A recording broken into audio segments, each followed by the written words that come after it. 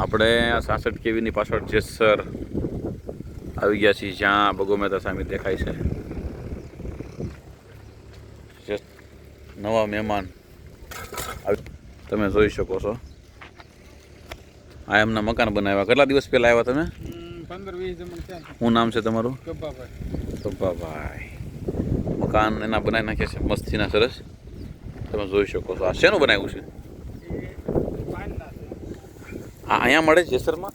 જેસરમાં ન મળે, મોટી નદી હોય ને ત્યાં મળે. તે ઓલી પાઇન આવે લીલી, હા ઈ છે. એને પોલીન હમી કરીને આ બળદ ગાડું છે. આ એ બળદ કરે છે. સરસ છે. શું છે દાદા? તમારો પરિવાર છે બધો? બધોય? દાદાના કેટલા ભાઈઓ? આમાં 5 ભાઈઓ છે. દાદાના 5 ભાઈઓ છે. 5 ભાઈઓ સાથે છે અત્યારે? અત્યારે સાથે 5 છે. સમજાય. મૂળ ગામ કયું તમારું? સાવરકુંડલા. સાવરકુંડલા. હું હતો છું ત્યારે. ઓલા ઠીક, ઓલા બળદ આવે એ ચોમાસું આવે એટલે વેચાઈ ગયા બધાય? અરે હા, થોડાક દીમાં વેચાઈ ગયા. શું ભાવ હતા?